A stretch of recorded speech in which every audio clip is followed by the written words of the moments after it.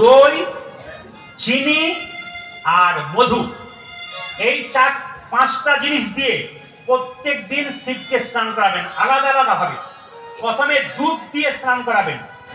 দুধ দিয়ে স্নান করাবেন কেন না, দুধ দিয়ে যদি কেউ স্নান করাতে পারেন তাহলে শাস্ত্র বলছে আপনার সংসারে যে অশান্তি প্রায়ই হচ্ছে, যদি কেউ দুধ দিয়ে ভক্তি ভরে প্রকৃতভাবে স্নান করে শান্তি কামনা করতে পারেন, আপনি শান্তি লাভ করবেন।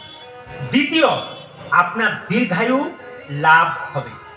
টক দই বা এমনি দই দিয়ে যদি পরে বারে আপনি মানে একটু পরেই স্নান করাবেন দই দিয়ে, দুধের পরে দই দিয়ে স্নান করালে কি হয় মা, যদি ধরুন দই দিয়ে স্নান করালে, যদি ধরুন আপনার বলেন না ভাগ্য খুব খারাপ, আমার ভাগ্য খুব খারাপ, যাদের দুর্ভাগ্য আছে, শিবকে যদি প্রতি সোমবার কেউ দই দিয়ে স্নান করায়, দুধের পরে দই দিয়ে, তাহলে তার ভাগ্যটা সৌভাগ্য হয়, আপনি সৌভাগ্যবতী হতে পারেন।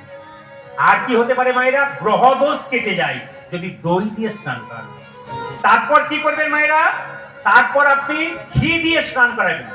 ঘি দিয়ে স্নান আসে, ঘি দিয়ে স্নান করালে কি হয়, ঘি দিয়ে স্নান করার একটা বিরাট লাভ আছে। সেই লাভটা কি বলুন তো, ঘি দিয়ে যদি কেউ আমাদের বাবা ভোলানাথকে স্নান করাতে পারে তবে তার যশ লাভ হয়, যশ লাভ হয়। আর একটা কি জানেন, যদি পারিবারিক সম্পর্ক খারাপ থাকে ওই সম্পর্ক আরো ভালো হয় এবং সন্তানদের যশ লাভ হয়।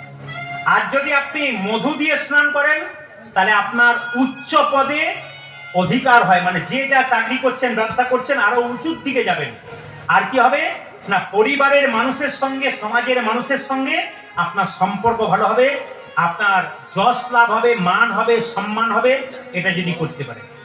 আর আপনারা যদি মায়েরা কেউ ঘি দিয়ে শর্করা মানে চিনি, চিনি জল দিয়ে বা আপনারা মিছরি জল দিয়ে স্নান করাতে পারেন, তবে আপনার কি হয়, আর্থিক অনটন অভাব দূর হয়। এই পাঁচটা জিনিস প্রতি সোমবার বারবার নিবেদন রইল। এই পঞ্চামৃত দুধ, দই, ঘি, মধু এবং চিনি বা মিছরি জল দিয়ে পরপর স্নান করাবেন। এটা কিন্তু আপনাদের কাছে নিবেদন রইল, যারা করেন নাই তারা পরবর্তী সোমবার থেকে করুন। আর যারা জানতে পারলেন না, মোবাইল নিয়েছেন, রেকর্ডিং করেছেন, অথবা দেখবেন কাল থেকে MK স্টুডিও আজকে কীর্তনটা করে গেলে কালকেই দেখবেন উনি রাত্রিবেলার মধ্যে গানটা ছেড়ে দিচ্ছেন, আপনারা শুনতে পাবেন। MK স্টুডিও সার্চ করলে প্রদীপ পাল কীর্তন, আপনারা দেখবেন আজকের আদমপুরে কীর্তনটা আপনারা শুনতে পাচ্ছেন। পরবর্তী ক্ষেত্রে টিভি চ্যানেলগুলো দিয়ে দেয় আমাদের গানগুলো, আমরা কাউকে দিতে বলি না, ওনারা দিয়ে দেন। আমাকে অনেকে বলে আপনার গান এখন দিচ্ছে না কেন, পাচ্ছি না কেন। দেখুন, আমি কিছু মনে করবেন না, আমার হচ্ছে কি, আমি কাউকে কোনো চ্যানেল লিখে বলি না, তারা দেয় ভক্তদের শ্রবণ করার জন্য, আমি চিনিও না কোন চ্যানেল কাকে দেয়।